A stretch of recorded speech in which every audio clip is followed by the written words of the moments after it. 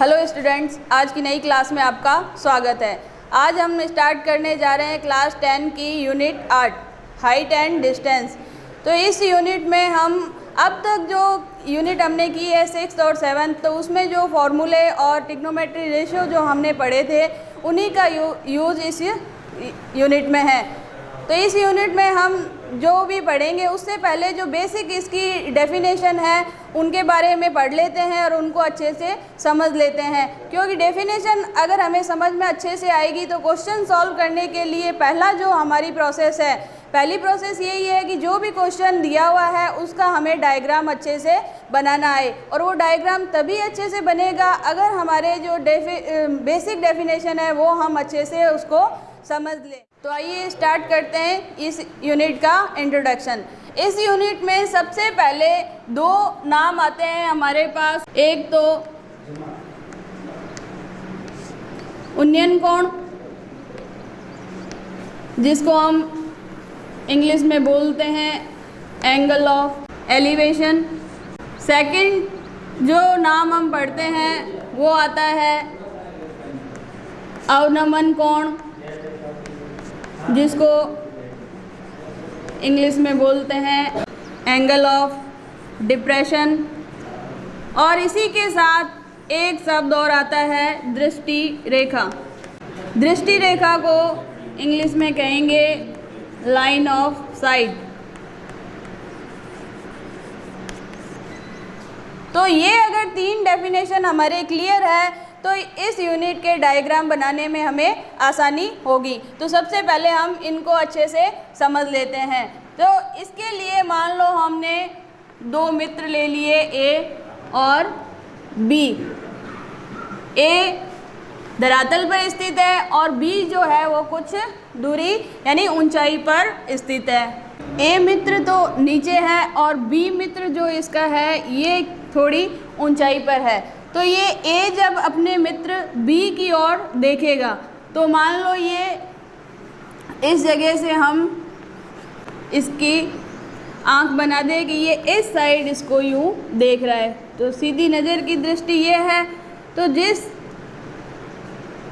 सीधी line में ये व्यक्ति इस दूसरे व्यक्ति को देख रहा है, तो इसको अगर हम इस सीधी लाइन से मिला दें तो ये लाइन कहलाती है हमारी दृष्टि रेखा।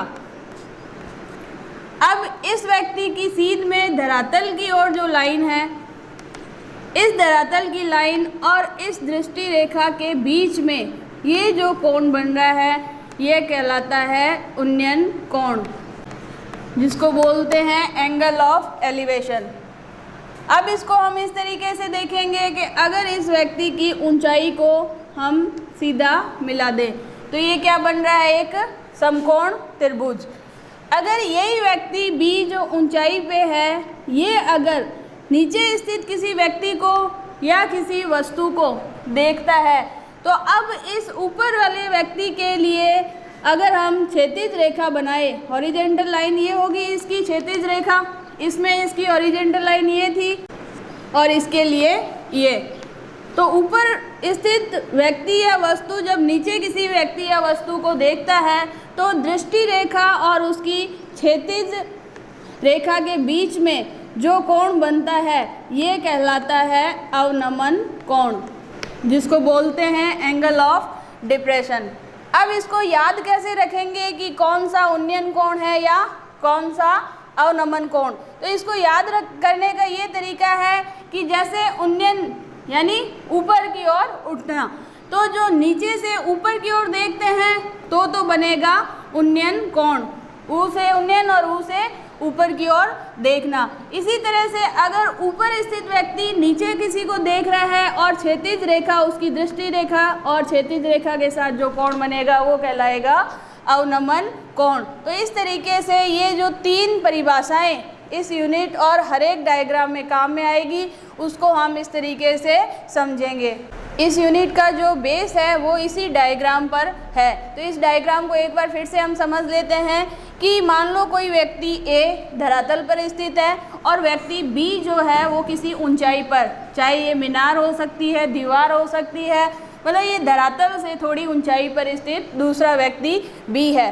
अब ये नीचे स्थित व्यक्ति जब ऊपर स्थित व्यक्ति बी को देखता है तो जो व्यक्ति, दोनों व्यक्ति के बीच की दूरी को अगर हम सीधा मिला दें, यानी कि इस व्यक्ति के दृष्टि की, मान लो ये हमने इसकी यहाँ आँख बना दी कि आँख से ये दूसरे व्यक्ति के बीच की जो सीधी दूरी है उसको हम कहते हैं दृष्टि रेखा, लाइन ऑफ साइट। और इसी व्यक्ति को जब हम सीधा देखना हो, जैसे मैं यहाँ खड़ी हूँ और मेरे सामने बराबर किसी चीज़ को मुझे देखना है, तो ये तो कहलाती है इसकी क्षैतिज रेखा, लाइन ऑफ ओरिजेंटल। और अगर यही मैं ऊपर छत को देखूं तो मेरी दृष्टि क्या हो जाएगी, इस क्षैतिज रेखा से इस तरीके से ऊपर होएगी। तो यही इस चित्र में दिखाया गया, ये व्यक्ति जब अपनी नज़र की सीध के अलावा ऊपर स्थित व्यक्ति को देखता है तो इस क्षैतिज रेखा के साथ जो कोण बना रहा है तो ये क्या कहलाता है, उन्नयन कोण, एंगल ऑफ एलिवेशन। अब ये ऊपर बैठा व्यक्ति अगर इसी तरीके से इसको नीचे इस ए व्यक्ति को देखना है तो ये क्या करेगा, ये यहाँ पे इसके लिए जब सामने देखेगा तो इसके लिए क्षैतिज रेखा ये होगी, नज़र के ठीक सामने वाली रेखा कहलाती है क्षैतिज रेखा, हॉरिजेंटल लाइन। अब ये यहाँ देखने से तो इसको ए व्यक्ति दिखेगा नहीं, क्योंकि ये क्या है, ऊंचाई पे है। तो ये इसको देखने के लिए क्या करेगा, अपनी नज़र नीचे की ओर झुकाएगा। तो जैसे ही जितनी इसकी नज़र नीचे की ओर झुकती है तो ये क्षैतिज रेखा के साथ जो कोण बना रहा है ये कहलाता है अवनमन कोण, जिसको कहते हैं एंगल ऑफ डिप्रेशन। और इसको याद ऐसे भी रख सकते हैं कि किसी को ऊंचाई पे जाने के बाद क्या डर सा लगता है, वो डिप्रेशन में आ जाते हैं कि भाई इतनी ऊंचाई पे आ गए, तो इस तरीके से भी इसको याद रख सकते हैं। और ये कहलाया उन्नयन कोण, ये कहलाया अवनमन कोण। दोनों के बीच की जो सीधी दूरी है दृष्टि रेखा वो कहलाती है दृष्टि रेखा। तो इसी 3 डेफिनेशन और इस डायग्राम पे इस यूनिट का पूरा बेस तैयार है। तो ये डायग्राम समझने के बाद एक और इस यूनिट में जो काम आएगा वो त्रिभुज का चित्र। तो त्रिभुज माने, तो मान लो हमने कोई एक साधारण त्रिभुज ले लिया, त्रिभुज ABC। तो जब भी कोई त्रिभुज लेते हैं और अगर हमें उसकी क्या ज्ञात करनी हो, ऊंचाई ज्ञात करनी हो, तो ऊंचाई को हम इसी तरीके से ज्ञात करेंगे। बिल्कुल हाइट जो होती है, इसकी हाइट क्या होगी, इसके परपेंडिकुलर होगी, लंबवत होगी। तो ये अपने आप ही क्या बन गया, एक समकोण त्रिभुज। जैसा कि मैंने यहाँ पे भी बताया था कि ऊंचाई और दूरी में हमेशा क्या काम में आएगा, समकोण त्रिभुज। अब इस डायग्राम में हमें क्या ध्यान रखना है कि ये त्रिभुज ABC के शीर्ष हैं। तो त्रिभुज A शीर्ष के सामने की भुजा की लंबाई को हम किससे व्यक्त करेंगे, स्मॉल a से। कोण B के सामने वाली भुजा, ये जो ऐसी है, इसको हम स्मॉल b से, यानी भुजा की लंबाई को स्मॉल b से व्यक्त करेंगे। ऐसे ही कोण C के सामने की भुजा की लंबाई को स्मॉल c से व्यक्त करेंगे। और इसमें ऊंचाई के लिए अपने आप ही क्या काम में आया, समकोण त्रिभुज। तो हम साथ में यहाँ लिख भी लेते हैं कि कोण A के सामने की भुजा BC, कोण A के सामने की भुजा BC की लंबाई क्या हुई, a। इसी तरीके से कोण B के सामने की भुजा AC की लंबाई स्मॉल b। ऐसे ही कोण C के सामने की भुजा AB, इसकी लंबाई c। तो ये तो हुई भुजाओं की लंबाई। अब इसके साथ एक चीज़ और हम जानते हैं कि त्रिभुज के तीनों कोणों का योग कितना होता है, 180 डिग्री। तो इन सब का इसमें हम यूज़ लेंगे।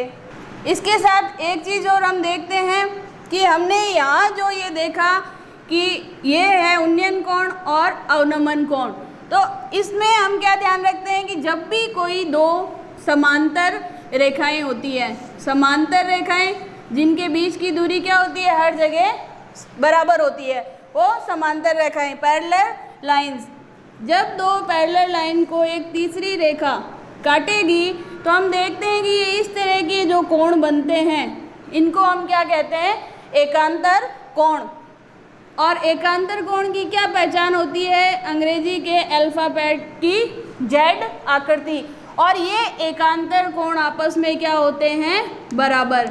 इनको हम क्या कहते हैं, एकांतर कोण, और ये आपस में बराबर होते हैं। यही अगर हम इस तरीके से लें कि इस तीसरी रेखा के इस साइड बना कोण तो इस साइड बना कोण, ये दोनों है एकांत। ऐसी ही स्थिति हमारे इन उन्नयन कोण और अवनमन कोण में बन रही है। तो हम यहाँ क्या लिख सकते हैं कि उन्नयन कोण और अवनमन कोण क्या होते हैं, आपस में बराबर होते हैं। किस कारण से होते हैं, तो ये मैंने अभी यहाँ बता ही दिया, एकांतर कोण होने के कारण। क्योंकि ये हॉरिजेंटल लाइन और ये हॉरिजेंटल लाइन क्या होगी, दोनों समांतर रेखाएं होगी, पैरेलल लाइन होगी। इन पैरेलल लाइन को ये तीसरी लाइन क्रॉस कर रही है, तो इसकी डायरेक्शन में ये थीटा अवनमन कोण और ये थीटा उन्नयन कोण, ये इस एकांतर कोण के कारण बराबर हो गए। और ये दोनों कोण कहाँ से नापे जाते हैं, ये हमेशा ध्यान रखना कि दोनों ही कोण क्षैतिज रेखा से नापे जाते हैं। जैसे मान लो हमने ये डायग्राम बनाया, यही डायग्राम हम कहें कि कोई व्यक्ति इस तरीके से ऊपर देख रहा है बी व्यक्ति को, और इसके साथ ये थीटा बना। अब मान लो कि कोई कहे कि ये व्यक्ति नीचे की ओर देख रहा है, तो ये इस तरीके से त्रिभुज होगा। तो कभी भी इसको हमें थीटा या अवनमन कोण नहीं मानना है। क्यों? क्योंकि ये जो दोनों कोण हैं, उन्नयन कोण, पहला पॉइंट हमने ये निकाल लिया कि उन्नयन कोण और अवनमन कोण बराबर होते हैं। सेकंड हम क्या रिजल्ट निकाल रहे हैं कि उन्नयन कोण और अवनमन कोण जो होते हैं वो हमेशा क्षैतिज रेखा के साथ मापे जाते हैं। उन्नयन व अवनमन कोण क्षैतिज रेखा के साथ नापे जाते हैं या बनाए जाते हैं। यानी ये ध्यान रखना है कि ये थीटा इसी रेखा के साथ बनेगा, इस रेखा के साथ, कभी भी ये इसके साथ नहीं बनाना है, नहीं तो हमारा डायग्राम भी गलत हो जाएगा और क्वेश्चन का आंसर भी गलत हो जाएगा। तो इसके साथ एक और हम चीज़ ऐड करें कि जब भी इसके क्वेश्चन सॉल्व करेंगे तो हमारे पास जो हमने पिछली यूनिट में सीखा था ये फॉर्मूला लाल बटे कक्का का, तो ये भी हमारे काम आएगा। मतलब कुल मिला के सिर्फ इन सब चीज़ों से हमारी ये यूनिट 8 कंप्लीट हो जाएगी। अब इसमें फिर से देख लीजिए क्या क्या यूज़ लेना है। सबसे पहले नीचे व्यक्ति ऊपर को देख रहा है तो उन्नयन कोण की स्थिति, क्षैतिज रेखा के साथ जो कोण बन रहा है वो उन्नयन। ऊपर व्यक्ति जब नीचे की ओर देख रहा है तो दृष्टि रेखा और क्षैतिज रेखा के साथ ये कोण बन रहा है, ये अवनमन कोण। उसके बाद हमने इन दोनों कोणों को किससे बराबर किया था, एकांतर कोण की अवधारणा से, कि कैसे एकांतर कोण होता है कि दो पैरेलल लाइन को तीसरी लाइन काट रही है, समांतर रेखाओं को तीसरी रेखा काटती है तो एकांतर कोण बनता है। और एकांतर कोण क्या होते हैं, बराबर। इसलिए हमने कहा था कि उन्नयन कोण और अवनमन कोण हमेशा बराबर होंगे और दोनों ही कोण क्या होंगे, क्षैतिज रेखा के साथ मापे जाएंगे। अब इसके साथ जो हम त्रिभुज बनाएंगे तो त्रिभुज में ये चीज़ें हमें पता होनी चाहिए कि जो भी त्रिभुज हो उसकी हाइट हम जब लेंगे तो वो क्या हो जाएगा, एक समकोण त्रिभुज हो जाएगा। अब इस समकोण त्रिभुज में कोण ए के सामने की भुजा की लंबाई a, कोण बी के सामने की भुजा की लंबाई b और कोण सी के सामने की भुजा की लंबाई c। इसके साथ ही त्रिभुज के तीनों कोणों का योग 180 डिग्री। इसके साथ ही जो भी हमें भुजाओं के नाप और कोण दिए हुए होंगे उनको सॉल्व करने के लिए, जो भी हमारी अज्ञात भुजा होगी तो उनको सॉल्व करने के लिए हमारा ये फॉर्मूला लाल बटे कक्का का यूज़ होगा। तो इस तरीके से ये जो हमारी यूनिट है हाइट एंड डिस्टेंस, उसका एक तरह से इंट्रोडक्शन पूरा होता है। आगे हम करेंगे इसके क्वेश्चन। तो इस क्वेश्चन से अब तक जो हमने ये डेफिनेशन और कंसेप्ट पढ़ा उसको इस एग्जाम्पल से क्लियर कर लेते हैं कि कैसे इन सब का यूज क्वेश्चन में होगा। तो ये क्वेश्चन है, इसमें कह रहा है कि एक वायुयान पृथ्वी से 500 मीटर की ऊंचाई पर उड़ रहा है। यदि उस समय हवाई अड्डे से उन्नयन कोण 30 डिग्री हो तो वायुयान की हवाई अड्डे से सीधी दूरी ज्ञात करनी है। तो इस क्वेश्चन में क्या है कि सबसे पहला हमारा काम है डायग्राम बनाना। तो डायग्राम कैसे बनेगा कि जैसे जैसे ये लाइन दे रखी है वैसे वैसे हम डायग्राम ड्रॉ करेंगे। पहले कह रखा है कि वायुयान पृथ्वी से 500 मीटर दूरी पर है, तो यही व्यक्ति ए और बी वाली स्थिति है। तो अब इस क्वेश्चन को, ये जो हमने कंसेप्ट पढ़ा, इसे कैसे क्लियर करेंगे। तो हम देखते हैं कि जैसे जैसे पहला हमारा क्या है कि इस डायग्राम को इसमें कैसे बनाना है। तो ये जो लिखा हुआ है इसके अनुसार हम इसको यूज़ करेंगे। ये पहला लिखा हुआ है कि एक वायुयान पृथ्वी से 500 मीटर की ऊंचाई पर उड़ रहा है। तो मान लो ये जो बी पॉइंट था ये हमारा क्या है, कोई वायुयान है, एरोप्लेन है, या हमने मान लो इस तरीके से एरोप्लेन मान ली। अब ये पृथ्वी से कितनी दूरी पर है, 500 मीटर दूरी पे, यानी हमने ये इसका डायग्राम बना लिया।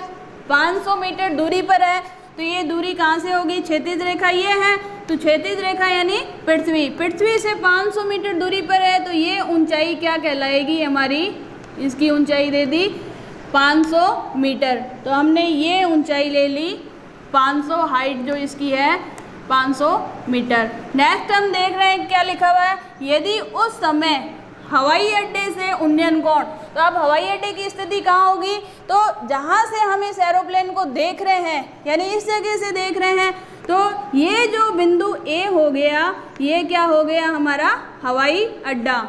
एयरपोर्ट की स्थिति ए हो गई और एरोप्लेन की स्थिति बी हो गई। अब ये कह रहा है, आगे हम इस क्वेश्चन पे जाते हैं कि उस समय हवाई अड्डे से उन्नयन कोण, तो ये कोण कितना हो गया, जो थीटा था हमारा एलिवेशन एंगल, तो ये हो जाएगा हमारा 30 डिग्री। अब आगे क्या कह रहा है, तो वायुयान की हवाई अड्डे से सीधी दूरी, यानी कि ये वायुयान है और ये हवाई अड्डा है, तो इसको सीधा इसी लाइन से मिला रहे हैं, इस दृष्टि रेखा से, तो ये हमें ज्ञात करना है। इसको हम ले लेते हैं x, क्योंकि ये सीधी दूरी हमें ज्ञात करनी है।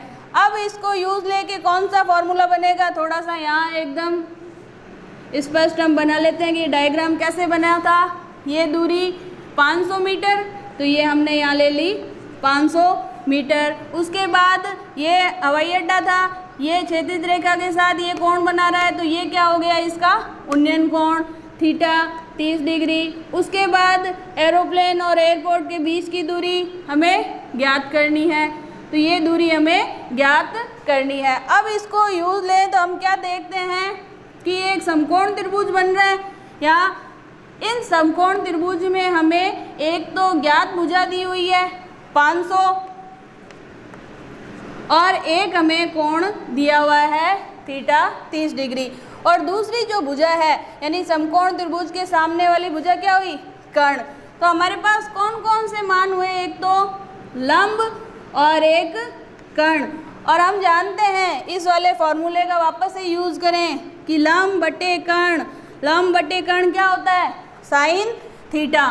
तो इससे हमें पता चलेगा कि हमें कौन सा त्रिकोणमितीय अनुपात लगाना है। तो हम डायग्राम को देखने से ही पता चल गया कि हमारे पास ये भुजा है तो ये लंब है, क्योंकि थीटा के सामने की भुजा क्या होती है, लंब होती है, परपेंडिकुलर जो है लाइन। उसके बाद ये हमें ज्ञात करनी है x, जो कि कर्ण है, हाइपोटेनस।